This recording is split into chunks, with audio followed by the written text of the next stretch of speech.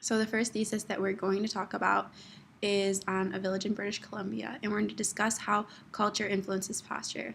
So in the Quakital village of British Columbia, the culture of food preparation determines the abnormal postural qualities of thoracic kyphosis, scapular protraction, and excessive foot dorsiflexion. Yes, Jenny, I agree. Because the indigenous people of this village had to hunt their own meals, and because the Pacific Northwest coast was readily available to them, fishing became a primary source of food. For example, preparing the salmon on a cedar wood platform that was low to the ground influenced thoracic kyphosis and scapular protraction. Yeah, definitely. Over time, these repetitive movements, incorporated with applying a downward scraping force onto the salmon, would lead to a permanent abnormal posture over time. Oh, I get what you're saying. Light bulb goes off. So, in a way, function is determining structure instead of structure determining function. In our culture, the vast majority of Americans work at a desk job. This allows for a normal 90-degree flexion at the knee and at the hip, as well as a neutral spine. So this allows for us to more easily maintain good posture. Exactly. Also in America, when we prepare our food, we usually have a kitchen counter there for us, which facilitates upright posture and more improved body mechanics when doing strenuous cutting or skinning while preparing food.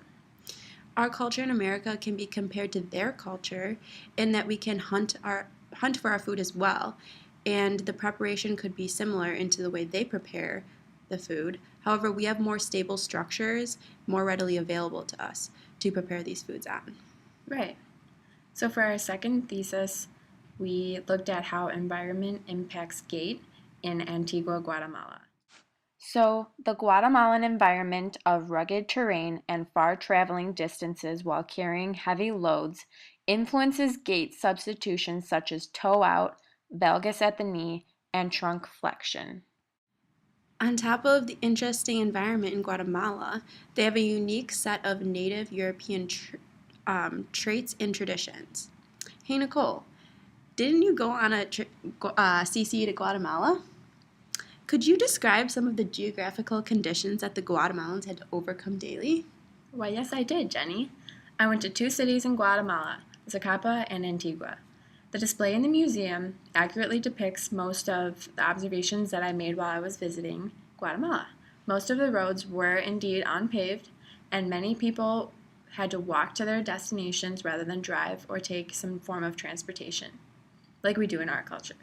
Not only are they barefoot, walking on a rough terrain, but they are traveling several miles for food or other necessities and then carrying their belongings on their backs. So, walking with these heavy loads on rough terrains might explain their tendency to walk slower, causing an excessive toe out during gait as a compensation. In addition to walking barefoot on rough terrain, these Guatemalans had to adapt to the surface on which they're walking. So, this may cause a pronated foot, which would lead to valgus stress of the knee. To add to that, there were multiple occasions where I saw Guatemalan mountain villagers who had to travel miles into the mountains with heavy sacks of fruit and other items on their backs, walking at an incline with heavy loads on their back over a long duration, most likely contributed to a lot of the flexion at the trunk that we observed during gait. When I think about the environment that we live in here in the US, it is very different from the mountainous terrain of Guatemala. Most of the land in the Midwest is flat, so there is no need to compensate our gait pattern by toeing out or pronating our feet to cause valgus stress at the knee. Also, if we're going to travel for a long distance, we will carry our belongings or groceries in a car or on public transportation. This means that we are less likely to change the way we walk due to heavy loads and rough terrain. We also wear shoes to support our feet instead of walking barefoot like many of them do. Yeah. So, although there are very limited similarities between the environment of America and Guatemala, one similarity could be the combination of mountains and flatlands that we both have. Also, even though our modes of transportation are more advanced in America, at one time, those settling in America did have to travel by foot everywhere, which can be comparable to what many of the Guatemalans endure every day. To reflect, this experience was a good practice opportunity for us as student physical therapists to visualize abnormalities in gait and posture that we usually do not see because we practice on a relatively normal population. Yeah, I agree. It was really cool to actually see so many different cultures and environments and how this would directly affect their posture and gait. For example, we saw the protracted scapula and valgus at the knee during gait. This relates to PT because we may encounter a diverse population from many different cultures, and the environment that comes along with these cultures may have caused certain abnormalities in postures and gait.